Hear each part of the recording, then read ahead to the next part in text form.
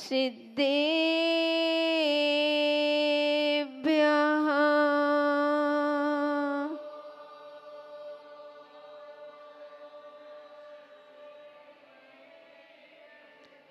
ॐ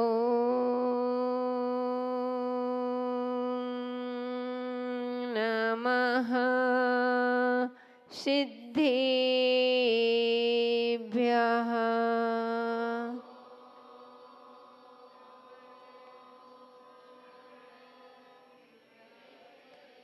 नम्यूणिबड्डिमाणं परिमप्पाणं जिनं तिशोधेन वोक्षामि रयणसारं सायार्णायारिधं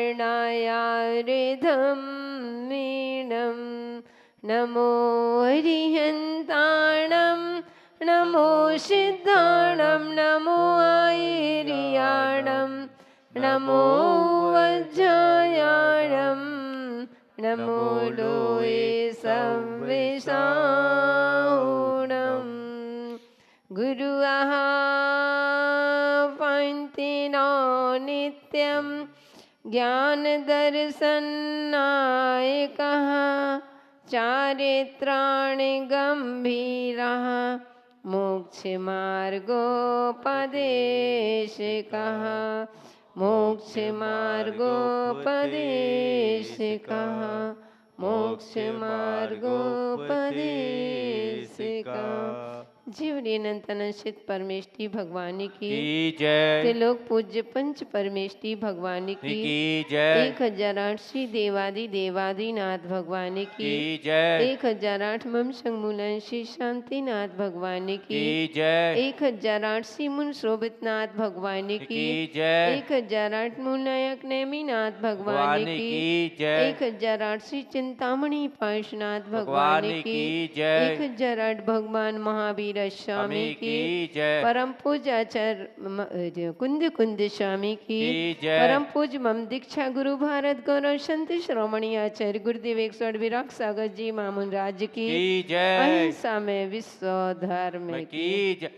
जय बोलो परम पूज्य आरिका गणनी गुरु माँ 105 बिंदेश्वरी माता जी की जय। बोलो परम पूज्य आरिका बिंदेश्वरी माता जी की समस्त आरिका संघ की जयकारा गुरु माँ का। धर्म स्नेही प्यारे प्यारे भव्यात्माओं, काफी दिनों से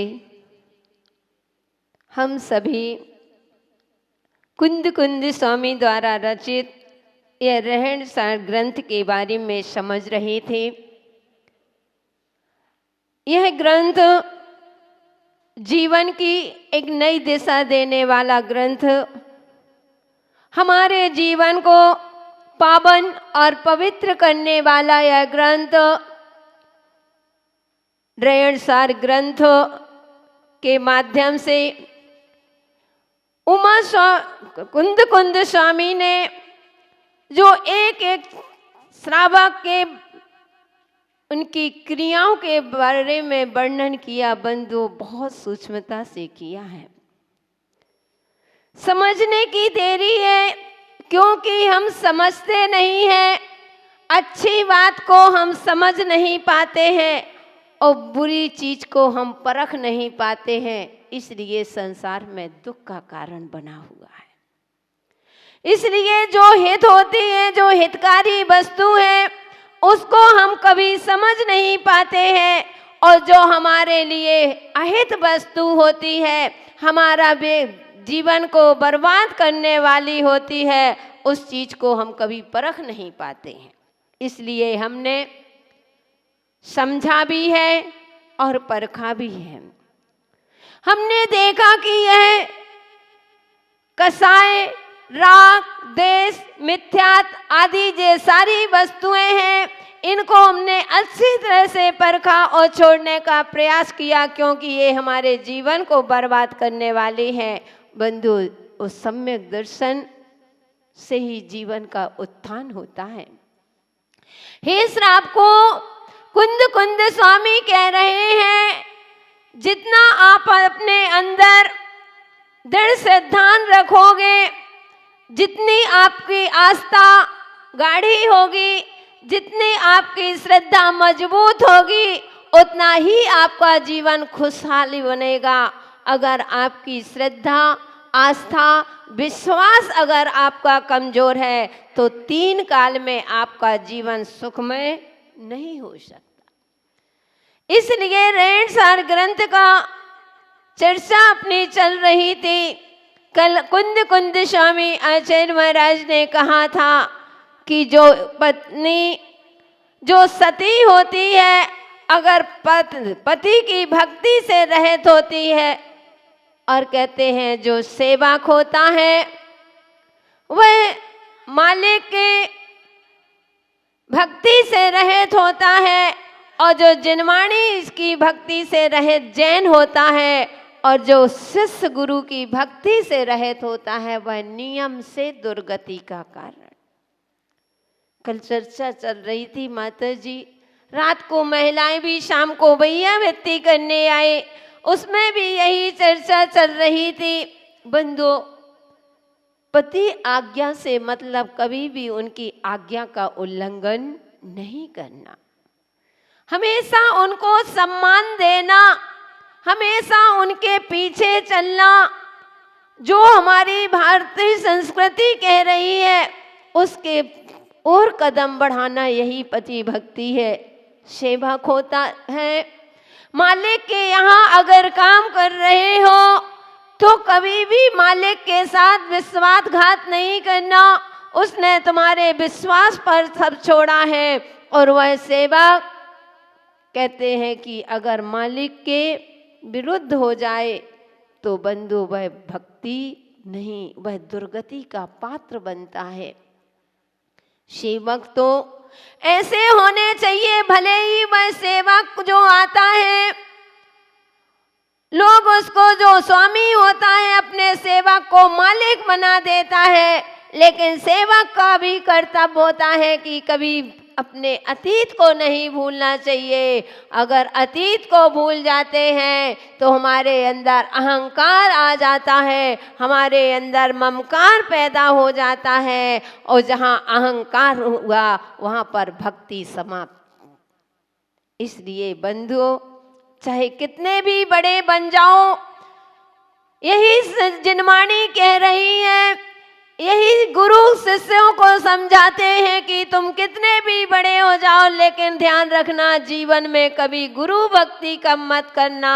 क्योंकि बंधुओं, आचार्य भक्ति में पढ़ते हैं कि गुरु भक्ति से ही कल्याण हो सकता है। अगर गुरु भक्ति नहीं है, तुम कितना भी तप करो, कितना भी साधना करो, कितना भी जाप करो, कितने भी उपास करो, खूब अध्ययन कर लो, लेकिन तुम्हारे अंदर गुरु के प्रति भक्ति नहीं है, तुम्हारी क्रियाएं निष्फल है।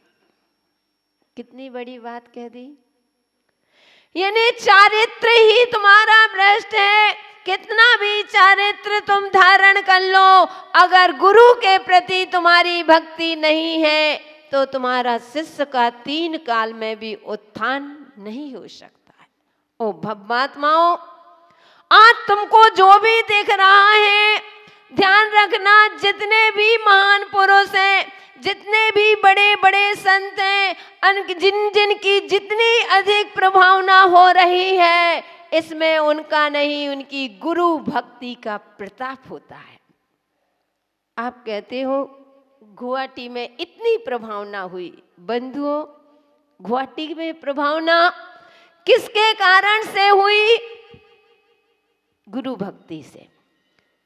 जितना शिष्य गुरु की भक्ति करता है, गुरु के प्रति की गई भक्ति, गुरु के प्रति किया गया समर्पण, शिष्य को सिंहासन में ही नहीं, सिद्धालय में विराजमान करा देती है।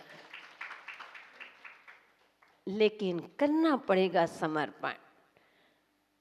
समर्पण से मतलब, भक्ति से मतलब दिन भर हम वहीं नहीं गुरु के पास बैठे रहते हैं।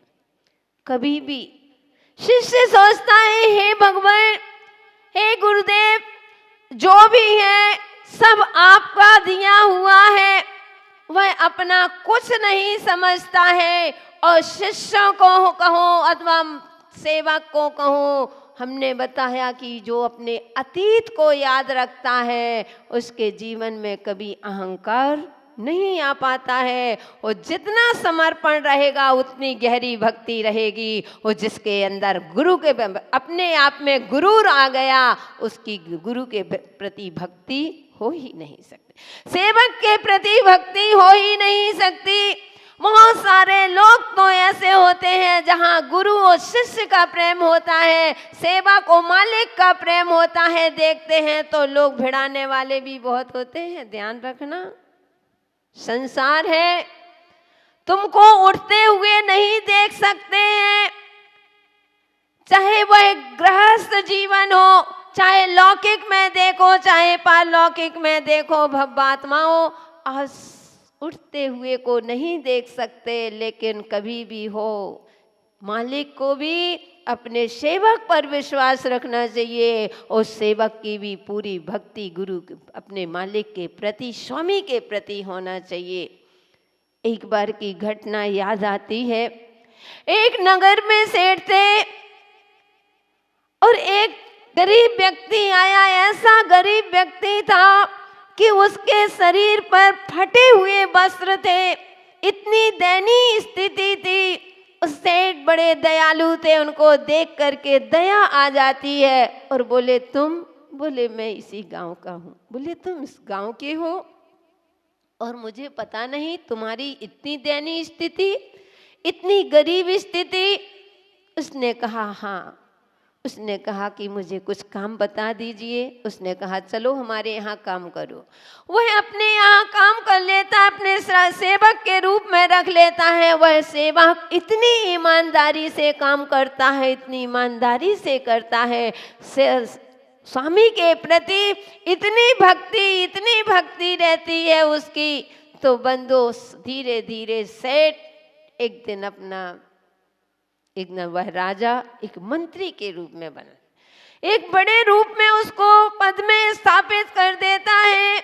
अब लोगों को जलन हो गई, सोचते हैं किस अवस्था में आया था और आज कहाँ पहुँच गया है। लोगों को अब जलन हो गई, अब कैसे करे इसको घर से अथवा इस स्वामी से अलग करवाना है। बंधु, लेकिन वह जो नौकर था, जो सेवक था, उसके अंदर एक विशेषता थी। जब दिन भर काम करता था और शाम के जब अपने कमरे में जाता था तो वहाँ पर एक अलमारी रखी रहती थी। उस अलमारी को धीरे से पहले इधर उधर देखता था कि कोई देख तो नहीं रहा, और धीरे से अलमारी को देखता है और तो बस 2 मिनट देखता है, बंद कर लेता। और भी सेवक लगे हुए थे, उसकी ये सारी प्रक्रिया देखते थे। काफी दिन हो गए। एक दिन और जो दूसरे सेवक आदि थे, पब्लिक ने कहा कि हे सेठ जी, तुम जिस पर विश्वास करते हो वह तुम्हारा सेवक नहीं, वह तुम्हारा सर्प का काम कर रहा है। तुमने उसको शरण दी है, वह चूहे का काम कर रहा है, तुम्हारे यहाँ से माल रख करके अपनी तिजोरी में रखता है।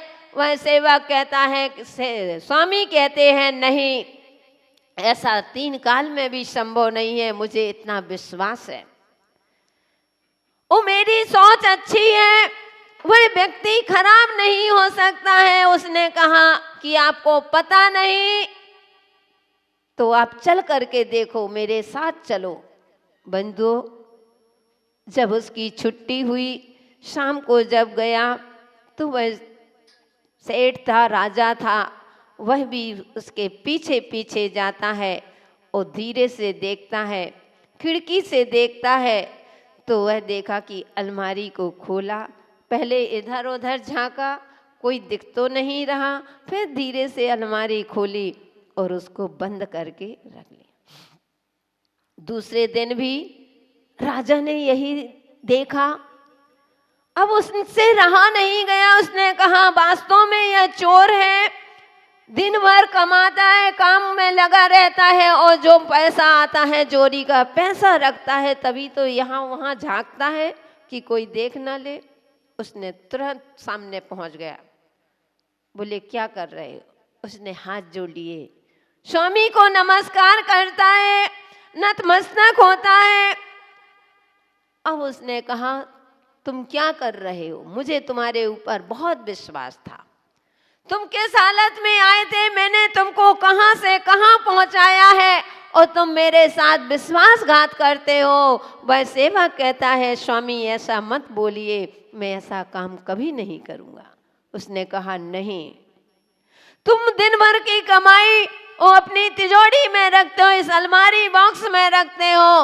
उसने कहा नहीं नहीं स्वामी, मैं ऐसा 3 काल में नहीं कर सकता हूँ, मैं इतना स्वामी की भक्ति से रहित नहीं, मेरी आपके प्रति अटूट भक्ति है, मैं कभी ऐसा काम नहीं कर। उसने कहा नहीं। उसने कहा खोलो ये बॉक्स।